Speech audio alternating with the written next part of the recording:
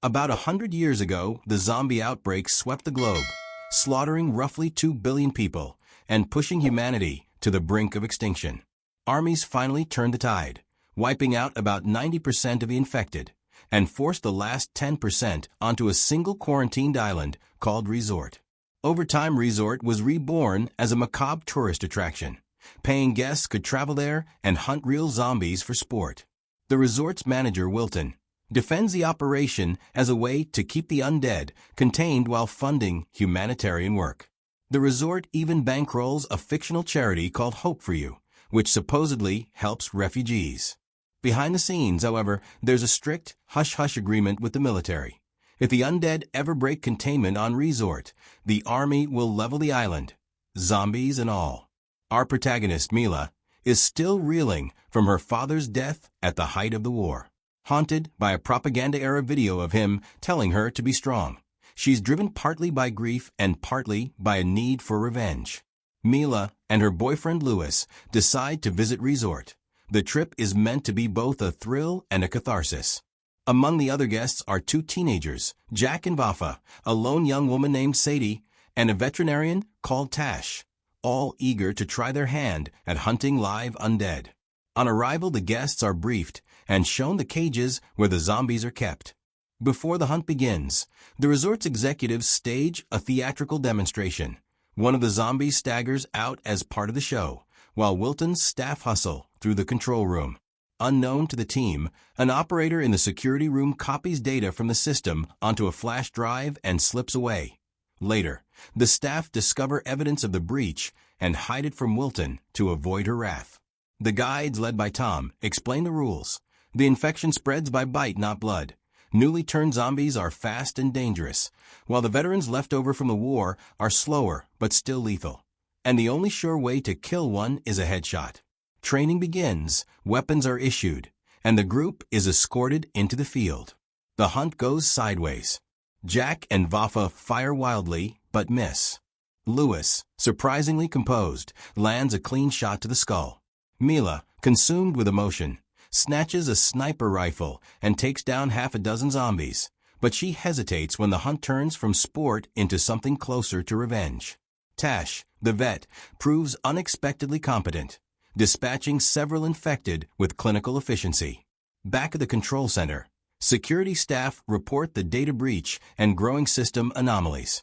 Unseen by the guests, a containment glitch allows a zombie to exploit an unlocked gate, an early warning that Rezort's carefully engineered illusion of safety may be breaking down.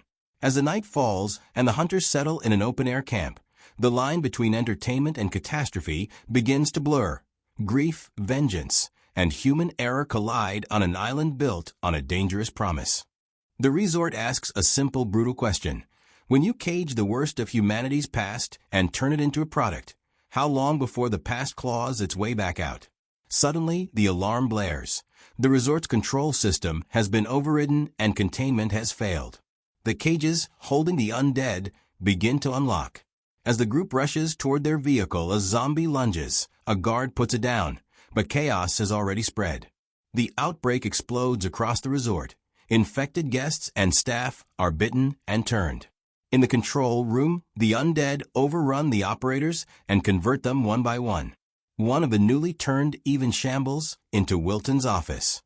Automatically, the resort's failsafe kicks in.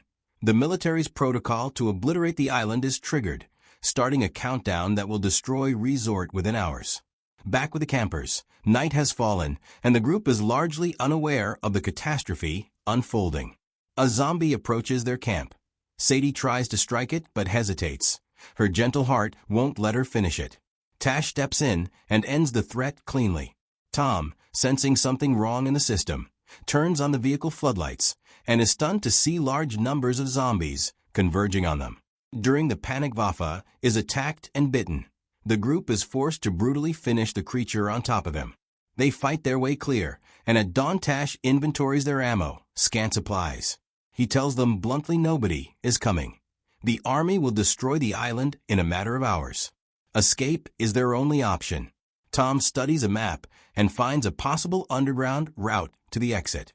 As they move toward the fence perimeter, they're repeatedly assaulted, At one point, a zombie ambushes Tash, but Tom rescues him, until a second attacker sneaks up and bites Tom from behind. Lewis is forced to kill Tom before he fully turns. Later, Tash presses Sadie about her odd behavior at the welcome party. She confesses the truth.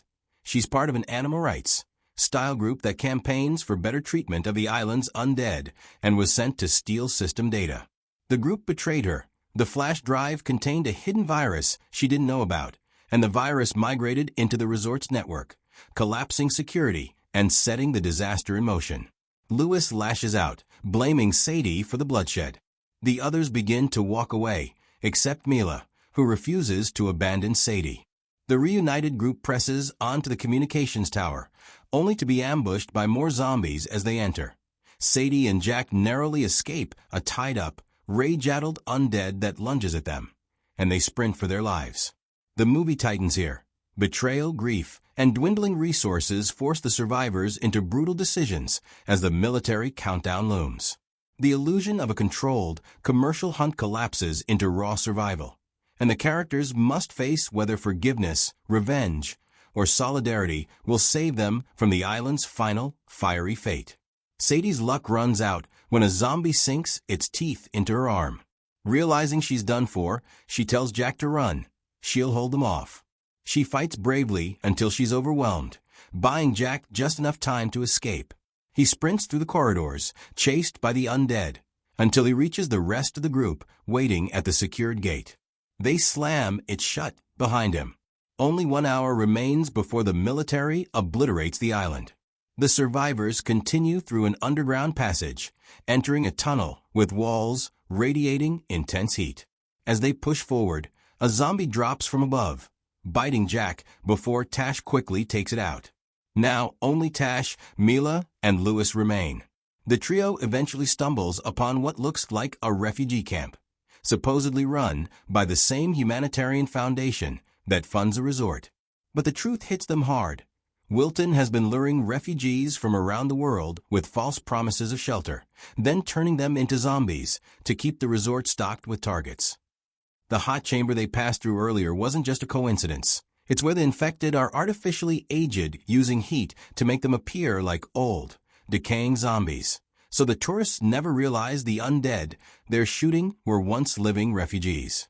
Before they can process the horror, hordes of zombies storm the camp. They sprint for safety, trying to reach the tunnel again, but the undead have already overrun it. In the chaos, Lewis abandons the group, running for his life. Tash sacrifices himself to hold the zombies back, yelling for Mila to escape.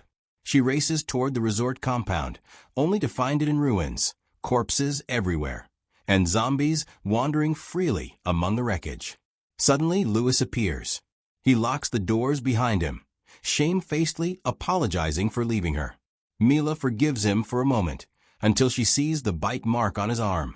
He takes her gun, determined to end his life before he turns. Before he can pull the trigger, a wave of zombies crashes through the door. Mila snatches the gun and flees. As she runs, she encounters Wilton, who frantically tells her the military strike will commence in 5 minutes. Mila glares at her. "This is all your fault. You deserve to burn for what you did." Before Wilton can reply, a mob of zombies bursts in, dragging her down and tearing her apart. Mila escapes the compound, only to find an army of zombies blocking her path. As they rush toward her, she sprints desperately toward the cliffs. The sky erupts with explosions. The military bombardment begins. In a last-ditch effort, Mila dives into the ocean as the island is annihilated behind her, swallowed by fire and debris. News reports later confirmed the destruction of Rezort, with over 250 casualties. The world mourns and demands answers. The shocking revelation emerges. The resort and the so-called Refugee Foundation were one and the same, using human victims to fuel their twisted business. In a final twist, Tash is shown alive, watching the breaking news from the mainland, scarred, silent, and carrying the unbearable truth of what really happened on Rezort. Sometimes the real monsters aren't the undead, they're the ones who profit from them. If you enjoyed this story, hit that like button, subscribe for more movie recaps, and I'll see you in the next one.